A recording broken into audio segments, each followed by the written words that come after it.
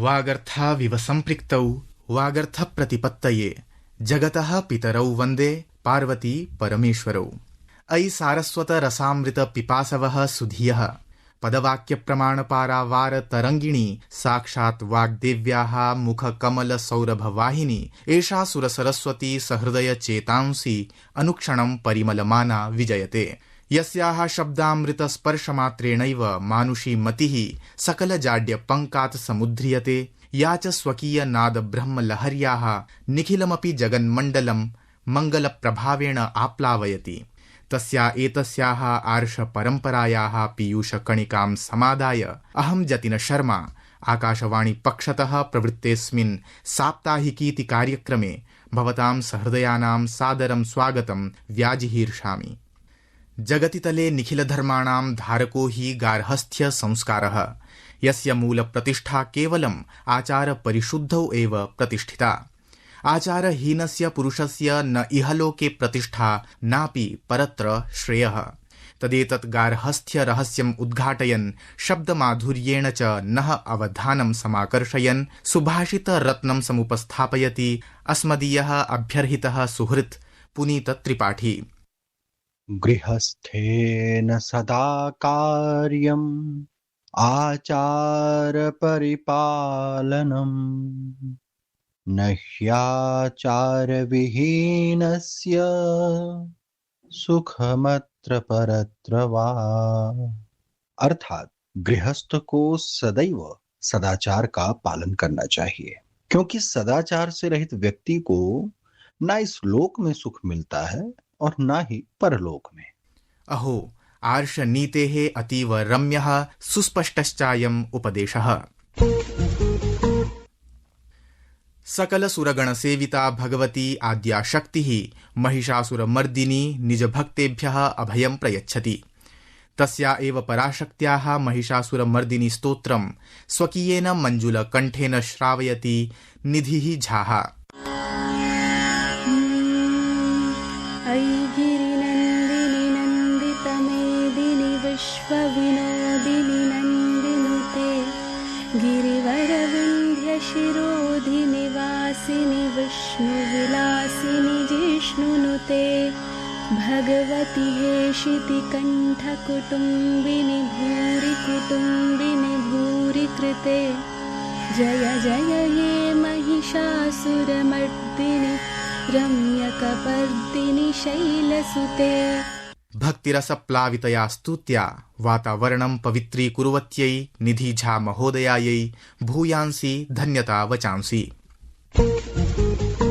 साम्प्रतं साप्ताहिकी वार्ता प्रभागे जगन्मण्डलस्य प्रत्यग्रस्पन्दनं सूचयितुं समुपतिष्ठते अस्मदीया सहयोगिनी ऋचा झाः।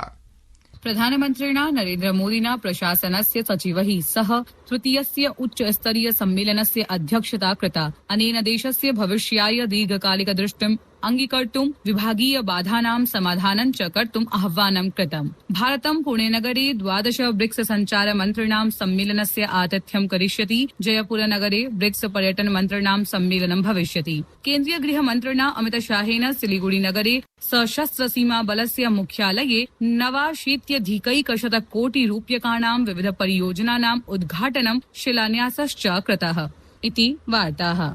महोदयायै सहृदयं धन्यवादाः। शिक्षाक्षेत्रे सुदीर्घ अनुभवेन संस्कृतसेवायां समर्पितानां मनीषिणां विचारविनिमयः अस्माकं दृष्ट्यै नूतनां दिशं प्रयच्छति। अद्यस्मिन् साक्षात्कारप्रभागे अतिथिरूपेण विराजन्ते पूर्वसंस्कृतशिक्षाधिकारिणः राजस्थानस्य जयपुरस्थमहापुर्यां राजकीय वरिष्ठ उपाध्याय संस्कृतविद्यालयस्य प्रधानाचार्याः डॉक्टर कानाराम जाट महाभागाः। एतैः सह सारगर्भितं संवादं साधयति अस्मदीयः सुहृत् सुरेश चन्द शर्मा। राधा साध्यं साधनं यस्य राधा मन्त्रो राधा मन्त्रदात्री च राधा सर्वं राधा जीवनं यस्य राधा राधा राधा वाचि किं तस्य शेषं कृष्णाय वासुदेवाय हरये परमात्मने प्रणतक्लेशनाशाय गोविन्दाय नमो नमः। येनाक्षरसमाम्नाय मधिगम्य महेश्वरात् कृष्णं व्याकरणं प्रोक्तं तस्मै पाणिनये नमः।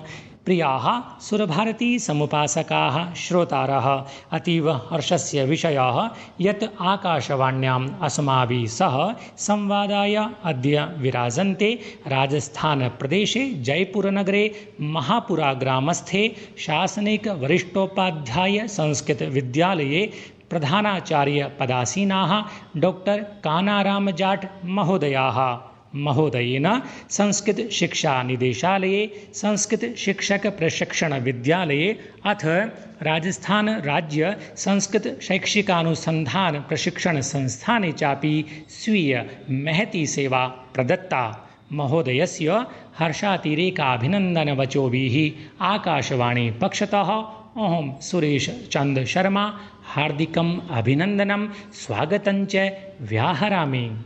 सर्वेभ्यो नमो नमः। बहुद्विषय विचार विमर्शस्य सुअवसरः लब्धः, एतदेव मदीयं सौभाग्यं विद्यते। सर्वप्रथमम् अहं भवतां सर्वेषां विदुषां कार्यकर्तॄणां स्वागतम् अभिनन्दनं च वितरामि, येषां सुप्रयासेन संस्कृतकार्यक्रमः प्रतिगृहम् आकाशवाणीतः प्रसरति। कार्यक्रमस्य अस्य सूत्रधार स्वरूपा विद्वांसः डॉक्टर सुरेश चंद्र शर्मा महोदयः सुतराम् अभिनन्दनीयः। मान्य महोदयाः, संवाद प्रभागस्य एतस्य प्रथमे अंशे प्रश्नः यत् संस्कृतभाषा देवभाषा सर्वासां भाषाणां जननी चापि, परं संस्कृतं किमर्थं पठनीयम् अथवा संस्कृतपठनस्य का आवश्यकता इत्येतस्मिन् विषये भवतां विचाराः। अस्मिन् विषये मम एतत् वक्तव्यमस्ति महोदयः। वयं भारतीयाः, भारतस्य प्रतिष्ठे द्वे संस्कृतं संस्कृतिस्तथा। इदानीं सर्वत्र भारतीय ज्ञान परंपरा विषये चर्चा चलति। भारतीय ज्ञान परंपरायां मूलं तु संस्कृतम् एव। यदि संस्कृतं न जानीमः तर्हि भारतीय ज्ञान परंपरां वयम् अवगन्तुं न शक्ष्यामः। यतोहि भारतीय ज्ञानम् इत्युक्ते अस्माकं वेदेषु पुराणेषु उपनिषत्सु नीतं ज्ञानम् अस्ति। हिंदू धर्मस्य सनातन धर्मस्य वा एते आधारभूताः ग्रन्थाः। अतः ये भारतीयाः भारते निवसन्ति, हिन्दवः इति वा कथयन्ति, वैदिक धर्मावलम्बिनः ये जनाः सन्ति, तैः सर्वैः संस्कृतम् अवश्यं पठनीयम्। यदि न पठन्ति चेत् स्वधर्मग्रन्थम् अपि पठितुं न पारयिष्यन्ति। प्रातः उत्थाय अस्माभिः यथा करदर्शनं क्रियते, श्लोकः अस्ति, कराग्रे वस्ते लक्ष्मी, करमध्ये सरस्वती, करमूले तु गोविन्दः, प्रभाते करदर्शनम्। एषा एव भारतीय ज्ञान परंपरा। संस्कृत पठनेन भारतीय ज्ञान परंपरायाः महान् अनुभवः भवति। अतः संस्कृतं पठनीयम्। अस्तु महोदयाः, सम्प्रति प्रश्नः यत् संस्कृतभाषायाः सार्वभौमिकं महत्त्वं सर्वविदितं। सम्प्रति भाषायाः एतस्याः सांस्कृतिक आध्यात्मिक महत्त्वपक्षत्वेन भवतां विचाराः अत्र प्रतिपादनीयाः। संस्कृतस्य सांस्कृतिकम् आध्यात्मिकं महत्त्वम् अपि अस्ति। संस्कृत पठनेन मूलग्रन्थानां ज्ञानं भवति। वेद पुराण उपनिषद गीता येषां भाषायामेव लिखितमस्ति। येषां माध्यमेन धर्मस्य दर्शनस्य च ज्ञानं भवति। संस्काराणाम् अपि ज्ञानं भवति। अस्माकं जन्मतः मृत्युपर्यन्तं सर्वे संस्काराः संस्कृत श्लोकानां मन्त्राणां विना पूर्णा न भवन्ति। मानसिक शांति अपि मिलति। संस्कृत मंत्राणां श्लोकानां उच्चारणेन मनः शान्तिम् अनुभवति, सकारात्मकम् ऊर्जां प्राप्नोति। बहु सम्यक्तया ख्यापितं भवद्भिः। सम्प्रति अस्माकं श्रोताराः संस्कृतभाषायाः महत्त्वप्रतिपादनक्रमे भाषायाः एतस्याः बौद्धिकं वैज्ञानिकं च महत्त्वं ज्ञातुमुत्सुकाः। कृपया प्रतिपादयन्तु। संस्कृतस्य वैज्ञानिकं बौद्धिकं महत्त्वम् अपि अस्ति। संस्कृत व्याकरणं स्पष्टं तर्कसंगतं त्रुटिरहितं च अस्ति। संस्कृतस्य संरचना व्यवस्थिता अस्ति। आधुनिक कंप्यूटर विज्ञानं तथा एआई इत्यस्य कृते सार्थकः अस्ति। संस्कृत पठनेन वाचनेन श्रवणेन च बालानां मानसिक स्मरणशक्तेश्च विकासः भवति। उच्चारणदोषः अपि निर्गच्छति। संस्कृत ग्रंथेषु ज्योतिष विज्ञानं, गणित विज्ञानं, आयुर्विज्ञानं, प्राणि विज्ञानं, वनस्पति विज्ञानम् इत्यादि विषयेषु बहुज्ञानम् अस्ति। मान्य महोदयाः, संवाद प्रभागस्य एतस्य अन्तिमे अंशे प्रश्नः यत् भारतीय ज्ञान परम्परायां वनस्पतिषु जीवनं भवति इत्येतस्मिन् विषये किमपि वर्णितमस्ति वा? कृपया श्रोतृभ्यः ज्ञापयन्तु।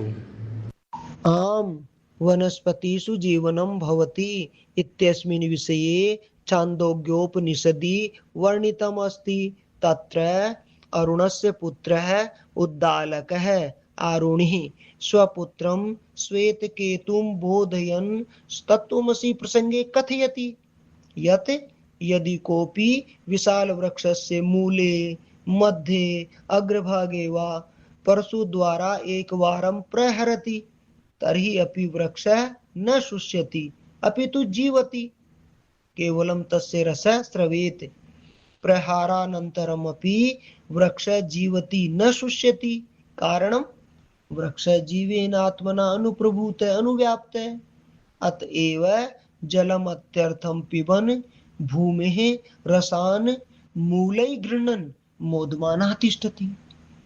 विषयं पुनरपि स्पष्टयन् ऋषि कथयति अस्य यदेकां शाखां जीवो जहाति अथ सा शुष्यति, द्वितीयां जहाति अथ सा शुष्यति, तृतीयां जहाति अथ सा शुष्यति, सर्वं जहाति सर्वः शुष्यति। अर्थात वृक्षस्य यदि एकां शाखां केनापि कारणेन जीवः परित्यजति तर्हि सा शाखा शुष्यति।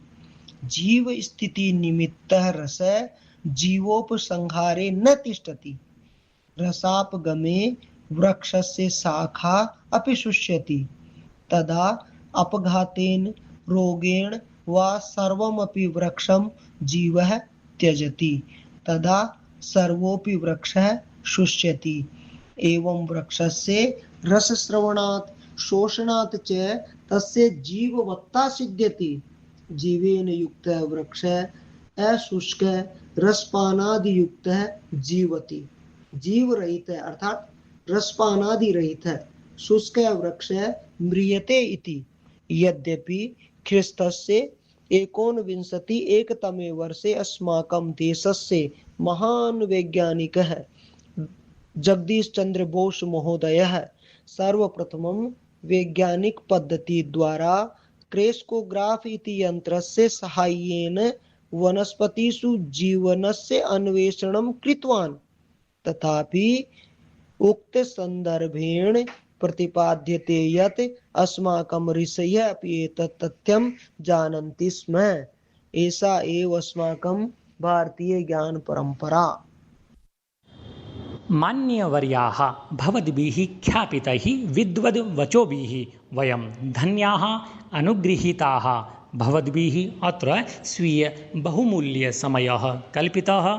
तदर्थम् आकाशवाणी पक्षतः पौनः पुन्येन भवद्भ्यः हार्दाः धन्यवादाः, सादरं प्रणामाः। नमो नमः। जयतु भारतं, जयतु संस्कृतम्। कार्यक्रमेऽस्मिन् उपस्थितेभ्यः सर्वेभ्यः श्रोतृजनेभ्यः हार्दिकं धन्यवादं विज्ञापयामि।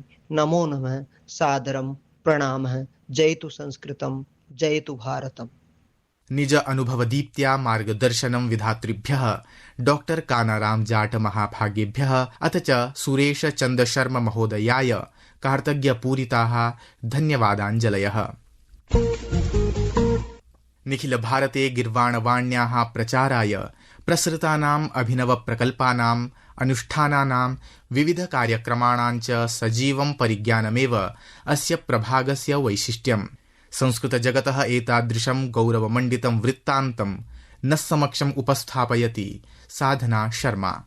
केन्द्रीय संस्कृत विश्वविद्यालयस्य राष्ट्रीय संस्कृत विश्वविद्यालयस्य तथा श्री लाल बहादुर शास्त्री राष्ट्रीय संस्कृत विश्वविद्यालयस्य संयुक्त तत्त्वावधाने अगस्त मासस्य 29 दिनाङ्के उत्कर्ष महोत्सवः आयोजितः।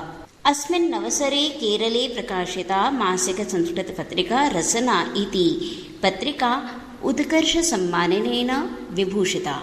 कामेश्वर सिंह दरभंगा संस्कृत विश्वविद्यालयस्य पुराण संकायाध्यक्षरूपेण प्रोफेसर पुरेन्द्र वारेकः तथा दर्शन संकायाध्यक्षरूपेण डॉक्टर शंभुशरण तिवारी नियुक्तौ।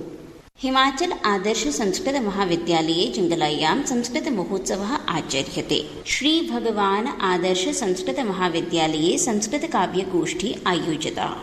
अहो आकर्ण्य संस्कृतं जगत् धन्यतां हि वयं गताः। प्रिय श्रोतारः, सम्प्रति बालवल्लरी प्रभागे देहल्यां गंगाराम चिकित्सालय मार्गस्थस्य बालभारती पब्लिक विद्यालयस्य 10th कक्षायाः छात्र कोविद अग्रवालः डॉक्टर युवराज भट्टराय महोदयेन रचितं सुमधुर संस्कृत स्वागत गीतं प्रस्तोष्यति। शृण्वन्तु तावत्। समेषां शुभं स्वागतं प्रेम भावै समेषां शुभं स्वागतं कुर्महे ते वयं वाचिकं वन्दनं कुर्महे ते वयं वाचिकं वन्दनं व्यस्ततां भूरि कार्यस्य हित्वा निजां व्यस्ततां भूरि कार्यस्य हित्वा निजां जागता सन्ति पूज्या मदीयस्थलं जागता सन्ति पूज्या मदीयस्थलम्। अयि बान्धवाः, भाषाणां परस्पर संवादेनैव राष्ट्रियैकात्मता सुदृढा भवति। एतस्याः सांस्कृतिक संगमधारायाः सम्पोषणाय संस्कृत हिन्दी मैथिली भाषासु व्यावहारिक वाक्यानां रम्यं सौरभमादाय समायाति अस्मदीया सहयोगिनी मुदिता महोदया। प्रथमं वाक्यमस्ति अगस्त मासस्य 29 राष्ट्रीय क्रीडा दिवसः आमान्यते। पहला वाक्य है 29 अगस्त को राष्ट्रीय क्रीडा दिवस मनाया जाता है। मैथिली में 29 अगस्त के राष्ट्रीय क्रीडा दिवस मनायल जायत अछि। द्वितीयं वाक्यमस्ति पंचोत्तर 1900 वर्षे अगस्त मासस्य 29 मेजर ध्यानचंदः जन्म अलभत। दूसरा वाक्य है इस दिन सन 1905 में मेजर ध्यानचंद का जन्म हुआ। मैथिली में यही दिन सन 1905 में मेजर ध्यानचंद का जन्म भेलनि। तृतीयं वाक्यमस्ति मेजर ध्यानचंदः हॉकी क्रीडायाः साधक नाम्ना ज्ञायते।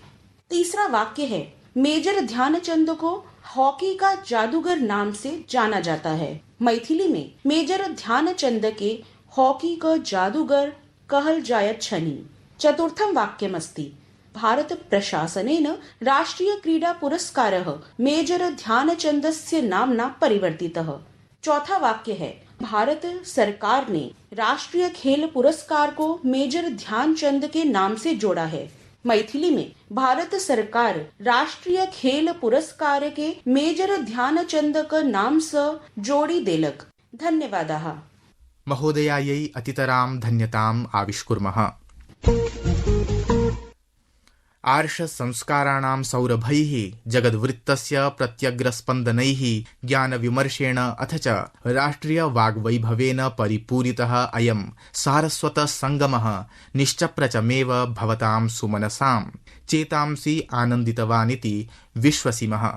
अस्य कार्यक्रमस्य विषये भवतां भवतीनां च अमूल्यान् अभिप्रायान् अस्माकं संस्कृत साप्ताहिकी@gmail.com इति ईमेल संकेते प्रेषयित्वा अस्मान् उपकुर्वन्तु। कालस्य गतिमनुसरन्तः आगामिनि सप्ताहे पुनः नूतनैः विचारप्रसूनैः सह भवतां सम्मुखं समुपस्थास्यामः। तावत्पर्यन्तं प्रस्तुतकर्त्रे जतिन शर्मणे समस्त प्रसारणदलाय च दीयतां गमनानुज्ञा। सर्वे भवन्तु सुखिनः, सर्वे सन्तु निरामयाः, सर्वे भद्राणि पश्यन्तु, मा कश्चित् दुःख भाग् भवेत्।